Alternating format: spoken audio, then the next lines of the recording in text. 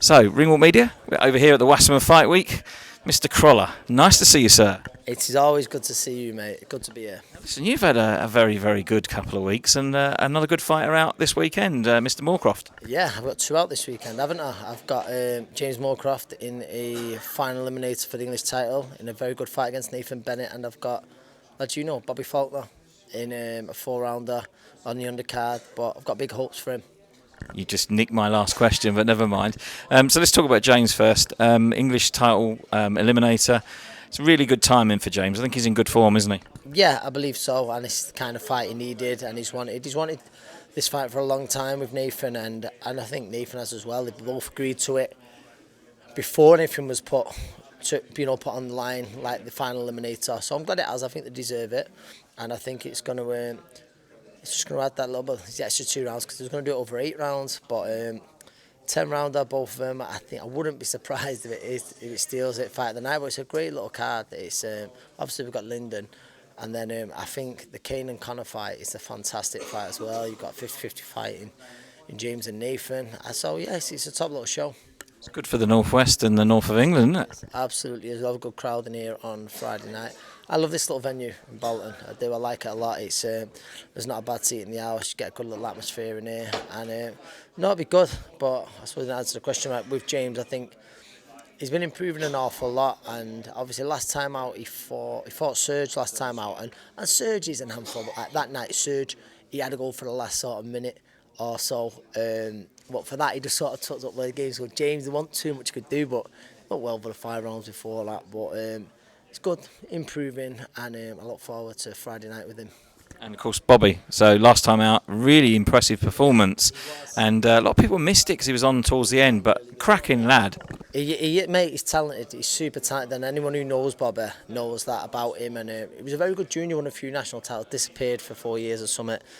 And then he's come back and he's been nice and active. So just over his 12, he's had his 5 fights. So he's been nice and active, and that's been the important thing. And I think now, sort of after this, we can look to sort of step up to 6 rounds and stuff. And he impresses on Friday night. Hopefully, then he'll be on more of these bigger shows.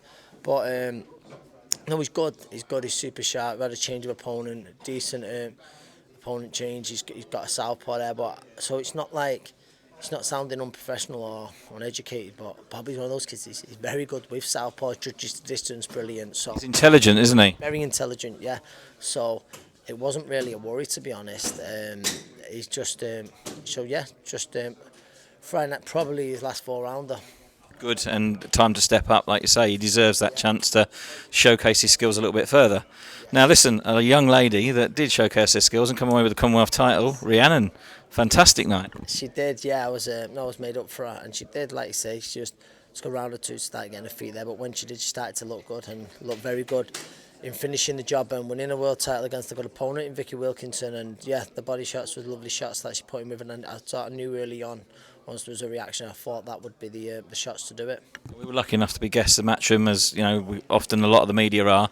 We were sat probably 10 feet away from that corner on the first knockdown, and we could see her looking over to you guys going for the body. It was obvious at that point she was going to get her. Yeah, I believe so, and I knew she'd be a good finisher, Rhiannon, and once she put Vicky down, then she'd hurt her. And listen, fair play to Vicky, it was a big body shot that, but she picked her shots nice. She didn't go too mad. And it was a good finish, and she was back in the gym. She got back off. She went on holiday the 2 days after, so she got back yesterday, and she was back in the gym today. I've heard about this. Apparently, you put her to work. Yeah, of course. No, of course, she's Commonwealth champion. But let's, do you know what I mean? Let's keep that in check. So you've got to solve a mystery for us, because we've had James on and we've had Rhiannon on. Mr. Moorecroft says he's the best trainer in the gym, and Rhiannon's second. I've got a funny feeling you might say different. Right. Okay. The hardest trainer would... Best trainer, he says. Well, I don't know what you'd have to emphasise that a bit. Like, the best is in, like, Rhiannon, I don't have to tell off. As in, like, whatever has to do, she'll do. James will do it, but James will give it absolutely everything. And as well, but he would... If you told James to run through a wall, he would. If I told Rhiannon, she'd probably go, well, does that make sense? What's that going to do for me? Do you know what I mean? But she would do everything you ask. There's nothing but James, okay, the fittest kid in the gym, or the fittest kid. Bobby. Fighter in the gym. No, Bobby's right up there. Really fit. James is the fittest in the gym. but the Or Rhiannon. he's not the best listener. Rhiannon's a much better listener. She's got the strap. She has got the strap. You can see her looking over. She's looking over, saying what you saying now. Listen, you are fast becoming an incredibly good coach. You're a world-class boxer. You've got a great stable of people there, and it's really nice to see one of Manchester's own developing into as good a coach as you were a boxer.